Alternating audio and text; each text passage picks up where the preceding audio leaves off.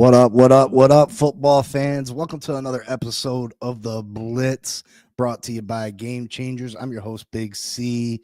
Um, as you can notice, the co-host, Mike Jones, ain't here tonight. He had some stuff come up, so the Miami Dolphins are taking over this episode of the Blitz. This is gonna be Dolphin time. We taking over in here tonight. This is going to be a little bit of a freestyle Friday. Big news coming out today of Miami. The roster purge has begun, folks. The roster purge has begun. But how is everybody doing tonight? How's everybody doing on this Friday night? How's everybody feeling? How's everyone doing? How's everyone doing?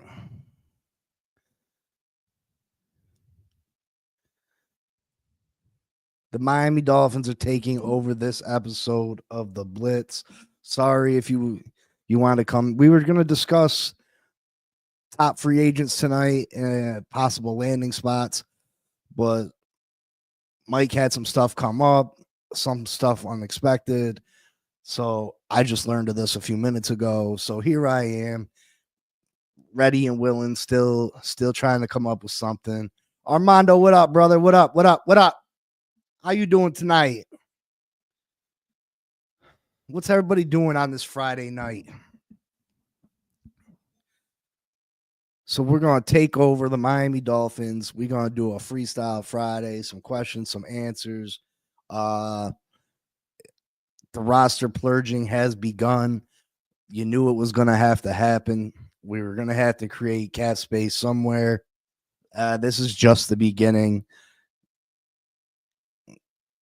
And for the most part, I'm not shocked. The one move that we made, I'm a little surprised by.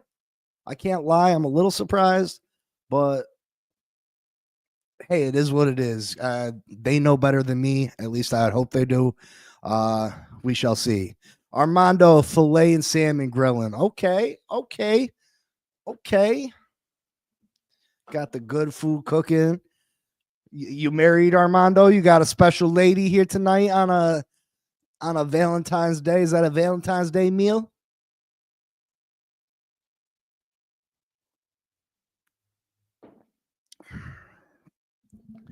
All right, let's get into it. So the Miami Dolphins announced 3 releases. We have released tight end Durham Smythe. I can't listen, Durham Smythe. I've liked Durham Smythe. He's been a good player for us. He's a hell of a blocker, and he was sure-handed up until this season. He was never a big receiving threat, but you could count on Durham Smythe to catch the ball. You could catch on Durham Smythe to catch the ball. He was rugged. He was someone you could count on to pick up blocks. This year he had a down year. It's like anytime we went to him, he was not able to make the catch. He was consistently dropping the ball. I just feel like they felt that the money was more important than having Durham back. Durham was tied with Jason Sanders as being the longest tenured Dolphins. So, I mean, it is sad to see him go, but I understand the move. You can find a million other Durham Smythes for cheaper.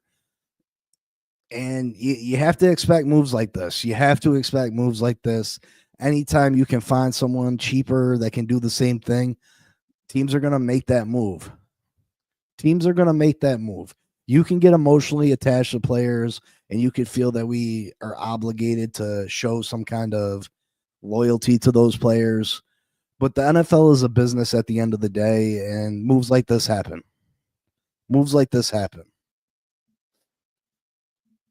The move that probably hurts the most for me is the Raheem Mostert release. I've became a big Raheem Mostert fan. Raheem Mostert probably had the second best rushing season of all time for the Miami Dolphins last year when he had over 20 rushing touchdowns. I feel like Raheem Mostert he's someone that cares about the team. He's someone that cares about winning. And I feel like he gives his all, but he's dealt with injuries while he's been here in Miami. His first year, he was unable to finish the season. He missed the end. He didn't play in the playoff game. A famous picture of him and Tua in the tunnel of the game, the playoff game we had lost at Buffalo. And then last year, he dealt with a bunch of different nagging injuries.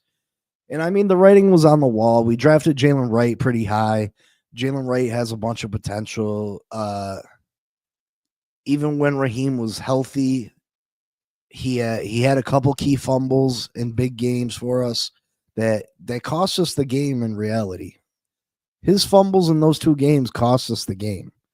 But like I said, even when he was healthy, it was clear that Devon Achane was the top back for us. And with Jalen Wright having a year of experience under his belt, I mean, you can't make it up. You can't make up a reason to pay Raheem Mostert $3 million to be the third string running back. So I mean, it hurts to see Raheem go. I think Raheem still got something left in the tank. I think Raheem Mostert can be a valuable asset for a team. I think he will sign somewhere and he will have some success.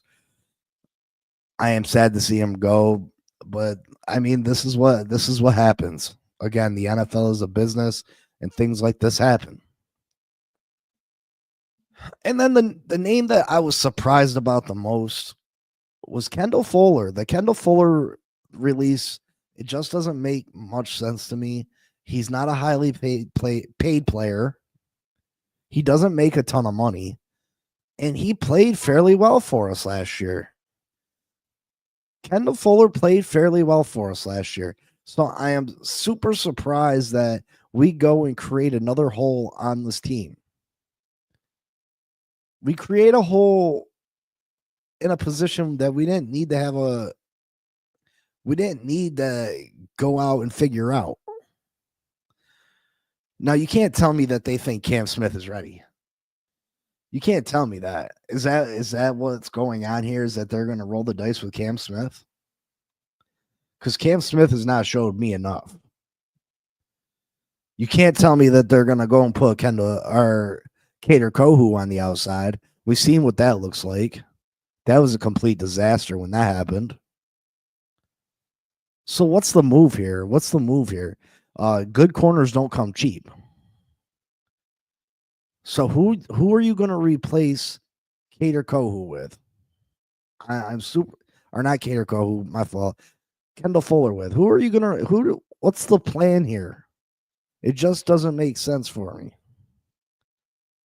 This is telling us what? We're drafting a tight end late, running back, first round cornerback. Man, if Chris Greer does that, all hope should be lost, because this was not an area of need. Armando, this wasn't an area of need. We didn't have to do this. We didn't have a need there like that. Could we have used a better one? Sure, everybody can use a better. I mean, everybody can use an upgrade at most positions. But it wasn't an area of need. It wasn't a problem area. So I just don't see, when you're limited in salary cap space to begin with, why you would create another hole. Why would you create another hole? Kendall Fuller played pretty well for us last year. I was happy with his play. I would have been happy to have him back. I just don't get where they're coming from on this move. This is a head scratcher for me. It truly is. It's a head scratcher. And I'm not sure what Chris Greer and the Miami Dolphins are thinking here. I really don't. I really don't know what they're thinking. But this is just the beginning. they could have saved more money. They didn't even save a lot with the Kendall Fuller move. They could have saved more if they waited till after June 1st. Maybe they're holding them June 1st release for something special, like maybe a Teron Armstead release, because you can make two of your releases right now for post June 1st releases, and you can use the salary cap that those moves create now. But you can only do that with two players. So maybe they're not trying to waste that. Maybe Teron Armstead could be a post June 1st, which they use the money now. And maybe Bradley Chubb is the other one. So maybe they're holding on to those two pieces to use in that instance. I'm really hoping we could just rework their deals and bring both those players back, because again, I don't want to create holes where we don't have them. I'd love to see Bradley Chubb come back. I don't want to rely on just Jalen Phillips coming off injury and Chop Robinson for our pass rush. I think we'd be better equipped to have Bradley Chubb, Jalen Phillips, and Chop Robinson. And then Teron Armstead being released. Yeah, he's got a big cat. He's got a big number. He's got a big number attached to his name. And I'd love for us to try the shake him down, and hopefully he can accept. But I'm not sure that Patrick Paul is ready to take over that spot. So I almost feel like that creates another hole on this team if we end up releasing Teron Armstead. And yeah, I get it. We can't pay Teron Armstead $20 million a year, just like we can't pay Bradley Chubb $20-some million a year. It's not plausible.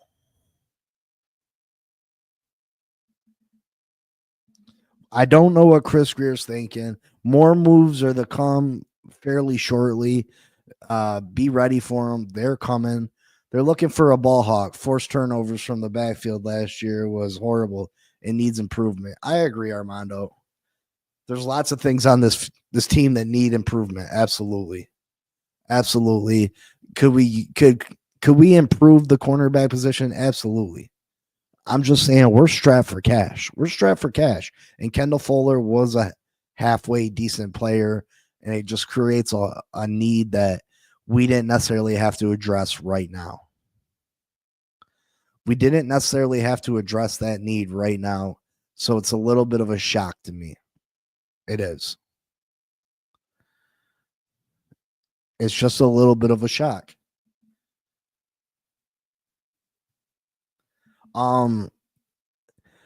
Be ready. More moves are going to come. They're going to start shaking down. They're going to try to shake down Chop, or not Chop. They're going to try to shake down Chubb.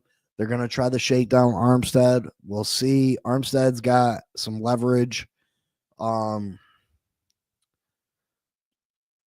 Armstead's got more leverage than what Chubb does.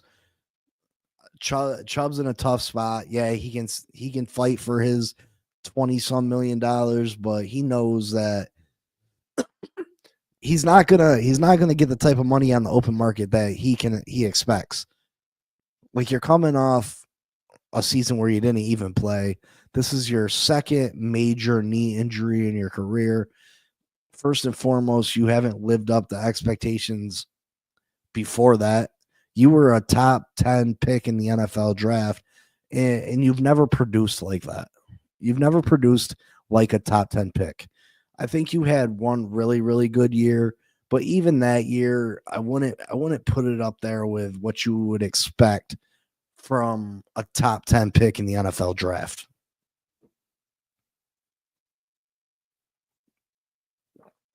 So they're going to try the hustle Armstead. They're going to try the hustle Chubb. And then they're going to try to visit the bank of Tua and see what they can do with Tua's contract. And there's a lot that they can do. And most of what they can do with Tua's contract is bad for the future for the Miami Dolphins. It'll make it that much harder to move on from Tua in the future. We'll be able to still move on, but it's going to cost us a lot more money. It'll cost us a lot more money to move on from Tua after they monkey around with his contract. But at that point, at this point, it's needed. It's needed to happen. If Chris Greer wants to make some cap space, they're gonna have to monkey with Tyreek Hill's or with Tua Tagovailoa's contract. That's all there is to it. They're gonna have to play with it, and like I said, it's gonna cause headaches for the future of this franchise. But again, Chris Greer is not concerned with the future of this franchise. Chris Greer is solely concerned with doing what's best for Chris Greer. And what's best for Chris Greer is to make sure he can survive through this year. They have to find the next Cooper DeJean type corner. I wouldn't be mad if they draft one first. Who's replacing Ramsey when he's gone? Yeah, I mean, that's building towards the future, though. And I just don't see that in the plans for Chris Greer. Chris Greer's future's not guaranteed here. So I don't believe that's what Chris Greer is necessarily trying to do. Chris Greer isn't concerned with the future. Again, Chris Greer is on the hot seat. Chris Greer has this season to show that he can put a winning team onto the field. So yeah, if we were continuing the build and trying to go in the right direction, and again, that first round corner, that goes against everything we've been saying in building the team the correct way. Is corner a key position on an NFL team? Absolutely. But haven't we been banging the table for building football team from the inside out, building from the trenches? And here we go talking about corner in the first round again. We're talking about the pretty fancy, the pretty toy, the fancy toy, instead of the big, rugged, tough toy that's going to win you games in December. I don't want to see that first round draft pick used on anything besides someone that is key and fundamental to the trenches of this football team.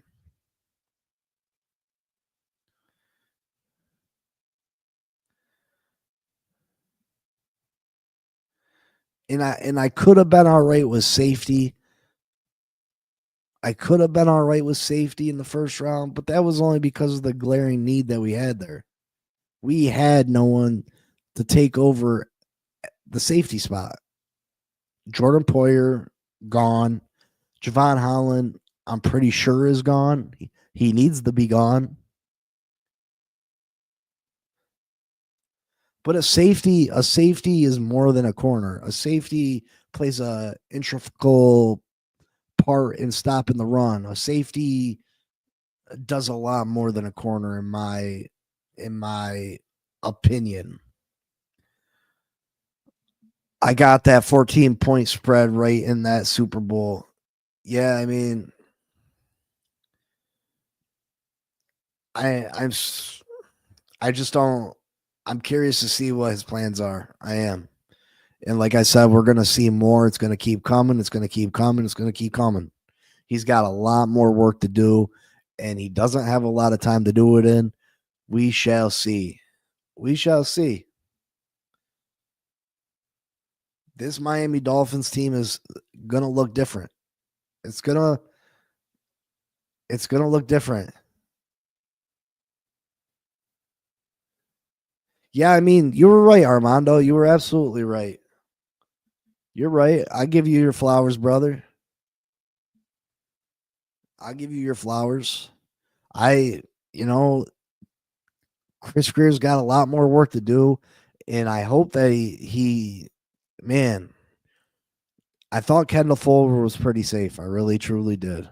I really, truly thought Kendall Fuller was safe because he was a good player for us last year. So we shall see. We shall see. I don't know what to expect next. Like I said, they got to figure out Bradley Chubb. They got to figure out Armstead. And they're going to mess with Tua's contract.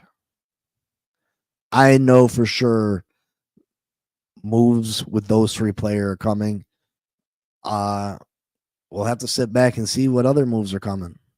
You know, we'll have to sit back and see what other moves are coming.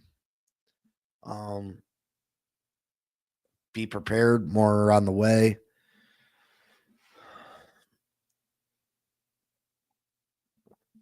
We shall see, though. We shall see.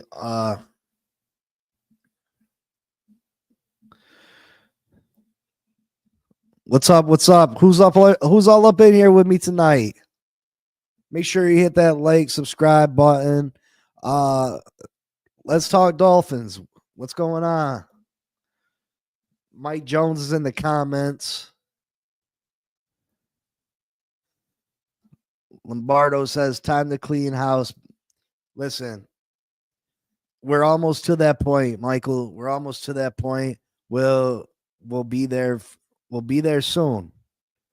If things don't go correctly this year, which, you know, either we're gonna have the best team that Mike McDaniel and Chris Greer have had in Mike McDaniel's tenure, or you guys are gonna get your wish. And I'm not saying that it's not the right move. I'm not. I think this team does need major overhauls. If we want to be one of the best teams in the NFL for years to come, major overhauls to this roster need to be made. Major overhauls to this roster need to be made. But that being said, I still think this year can be a success if Chris Greer makes the right moves. And right now, I'm not feeling very good with the moves that he's made. He's released Raheem Mostert, who I think can be a valuable player for this football team, and he also released Kendall Fuller, who I also think can help this team win football games. So right now, at the very beginning, I'm getting nervous. I can't lie. The co-host is in the comments. My apologies, everyone. Had a family situation come up. Thanks, Big C, for covering. Love y'all. Yeah, we got you, Mike Jones. We got you. We just turned it into a Dolphin segment. That's all. No big deal. No big deal.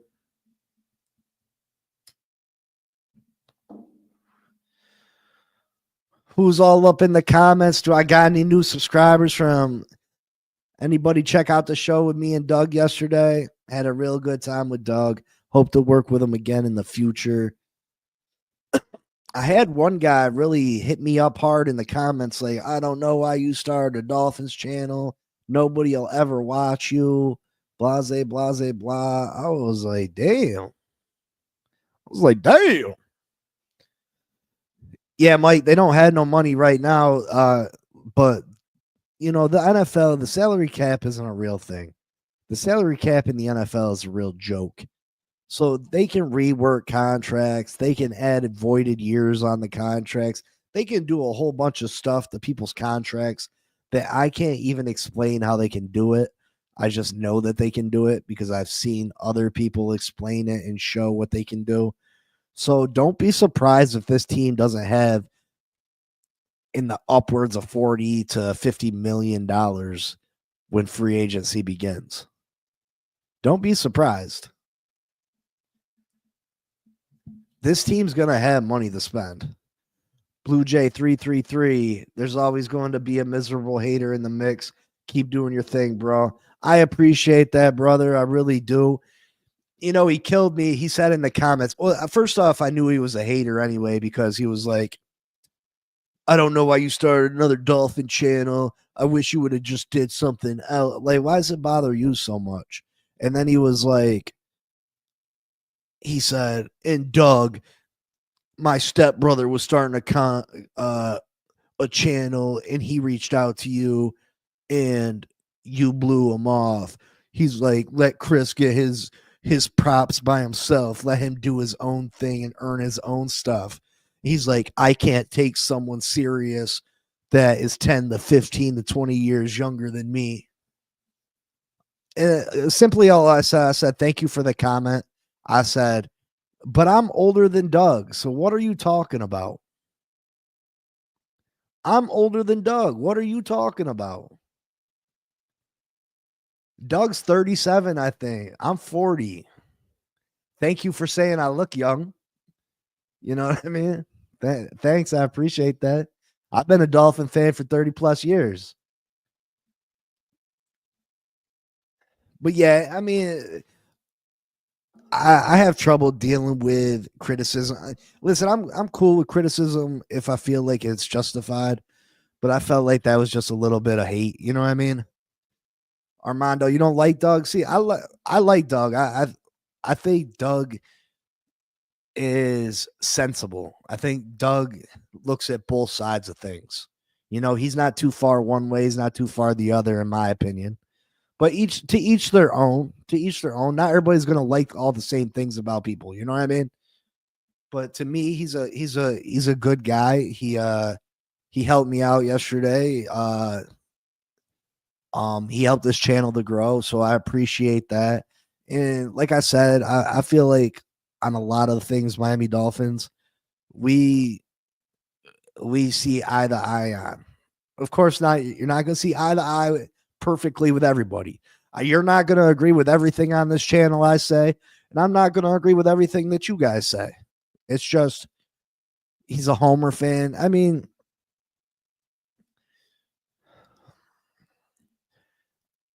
I can understand that. You know what I mean? Like, but we're all a little biased towards our team, right? You know what I mean? Some people act like they hate the Miami Dolphins. Some people call themselves fans of the Dolphins, but I swear to God, people treat the Dolphins, these so-called Dolphin fans treat the team worse and say worse things about the team than non-fans do. Yeah, I agree. If you're a fan of any team, you're going to be a homer to a point. You know what I mean? You're going to be a homer to a point. But again, I've seen a lot of the Miami Dolphins community say worse things and talk more junk about this football team than our division rivals, than the rivals of this team that hate the team, which is mind blowing to me. Which is my Who do you think we draft at 13? Again, it really depends on what we do in free agency. I had discussed it earlier today. What I would like to see us do, the number one need is offensive line. The offensive line is our number one our need. But I'd like us to bring in 2 veteran offensive linemen in free agency. You can get them at a decent price. I'd like to see us bring in Mekhi Becton from the Eagles, former Jet. I think we can get him fairly cheap. He's a huge, huge guy. He moves players out the way. He did a phenomenal job with the Eagles. The Eagles aren't going to be able to bring everybody back. I'd like to see us bring in Mekhi Becton. What's up, King Jamie? I'd like to see him bring Mekhi Becton in. And I'd like to see Zach Martin, Dallas Cowboy. He's only a Band-Aid. Zach Martin's only a Band-Aid. Zach Martin's getting up there in age, but this guy is an all-time great guard. I think he'd be great for a younger guard to learn under. Maybe we take a guard in the third round. I think he'd be great. If you bring in Becton, you bring in Zach Martin. We keep Armstead. This offensive line automatically goes from a weakness into a strong strength. Would be a strong strength. The O-line has been bad since Ricky Williams. Yeah, Armando, it's been terrible. But Zach Martin, he's a 9-time Pro Bowler, all-time great, future Hall of Famer. You bring in Zach Martin, you bring in Mekhi Becton, you re-sign Isaiah Wynn for depth. We have a top 10 offensive line. I'm telling you, that's going to do wonders for this offense. It's going to do wonders for this offense. And then with the 13th pick, I'd like us to sign a free agent safety. That's gonna leave us with another hole at safety. We need 2 safeties. But I'd like to see us go defensive tackle. I'd like to see us address the other side of the trenches. We need a run stuffing, a big body, a monster in the middle, defensive tackle that needs to be double teamed at all times. We need a run stuffer. We need someone that can't be moved out of the way, that takes up space. We need that player.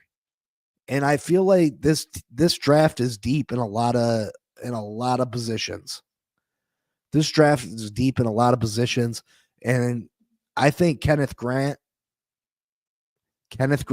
from Michigan, 6'3", 339. I think he'd be a perfect fit here. You got a couple others that are a little bit later. Deion Walker, 6'6", 345 pounds out of Kentucky. I think he'd be a monster for us in the middle. Yes, a big nose tackle. Deion Walker, I think he'd be great for us. And then someone pointed out, I want to say it was Tim Washington earlier this morning. I want to give him credit. Someone had pointed out a kid that went to Stanford and then he transferred. Where did he transfer to? Man, what was the guy's name? This guy he's projected to be a undrafted free agent, but this guy, they were saying such good things about him, and I'd love to bring him in the 6th, 7th round. He's projected undrafted free agent, but this guy, they were saying some amazing things about this guy, and I think he'd be a nice fit. Even if you go and grab one of these top tier defensive tackles in the first round, I would like to bring in this kid in the 6th or 7th round to pair with him in the future. And then, it's a start of building the trenches on both sides of the ball. We fix the offensive line. We fix the defensive line. And you continue to add pieces to those parts every year. We don't stop. We don't stop with one pick this year on both sides of the ball. No. Next year, you add a top tier, your top 3 picks. You add you know what I mean? Because one thing that building the trenches does, it's like a Swiss Army knife. It's gonna be good for this regime, the next regime. It's gonna be useful for whoever takes over this team in the future. They're going to be like, all right, we got a good offensive line. We got a good defensive line. That's something to start with. And we've seen what a good offense and a good defensive line can do for you. Look at the Philadelphia Eagles, folks. Look at the Philadelphia Eagles. Look at what the Philadelphia Eagles offensive line made Jalen Hurts look like. Look what they did for Saquon Barkley's career. And then on the other side of the ball, look what that defensive line did to Patrick Mahomes. And they did not blitz the entire game. And look what they did to Patrick Mahomes. They rushed for the whole game. Now, that not only put Patrick Mahomes under duress, but they were able to drop 7 in coverage. Tell me how you're going to get open. 7 in coverage. The trenches... it's a trickle-down effect. It's a trickle-down effect with the trenches. The trenches do more than just what they're supposed to, what meets the eye initially. You think trenches, they block for the quarterback. Well, our quarterback gets rid of the ball fast. It's not all they do. They open up the run game, which if it opens up the run game, it opens up the passing game. On the defensive side of the ball, they stop the run or they put pressure on the quarterback. Well, if they do those things, it creates better coverage as well. The trenches are more important than what meets the eye initially. That's why most of the good teams in the NFL, you look at them, they got good trench play. They got great trench players. And that's what happened to in the 2 Super Bowl losses that Pat Mahomes and the Kansas City Chiefs have suffered. Their offensive line has failed them in both those games. And those are the key reasons that they lost those games. It's not because Pat necessarily. Now, did Pat play particularly well in this game? No. But Pat was under duress. Pat was he got pressured 50% of his dropbacks. He was sacked 6 times. And then think about the fact that they had 7 in coverage because they were only rushing 4. There was nowhere to go with the ball. The trenches, important. Super, super, super, super, super important. How the heck does Greer draft a fragile quarterback and not provide a line for years? Good question. It's because Mike McDaniel had him and the rest of us fooled that they could get the ball out quickly and it won't make that big a difference. But again, Mike McDaniel forgot to think about the trickle-down effect of having a good offensive line. He forgot to think about, well, once they figure out what you're doing with the passing game, it's going to make it difficult to pass. And since you don't have a running game because you have no offensive line, it's going to be rough. It's going to be rough. But yeah, listen, folks, I'm going to cut it a little short tonight.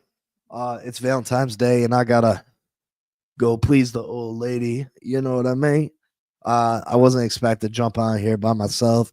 I wanted to get you something out here, though. I wanted to address what happened with the Miami Dolphins. Thank you, thank you, thank you, thank you. I'll say it a million times over for the support. I appreciate it. Y'all are the best. Keep rocking with me. We'll continue to get better. I'll continue to put in the work for you guys. And I want to hear from you. Again, I'm going to start putting the link to join the show in the comments every show. And I want to talk to you. I want to meet some of y'all face to face. I want to talk football person to person. I appreciate every single one of you. Thank you so much. Make sure you'll hit the like, subscribe, comment, and share.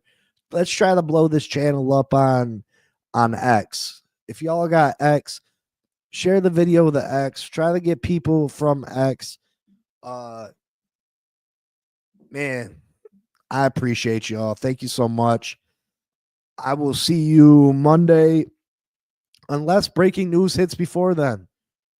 But thank you so much. Enjoy your dinner, Armando. Enjoy your family, y'all. I appreciate y'all. Love y'all. I'll see you Monday morning. Peace.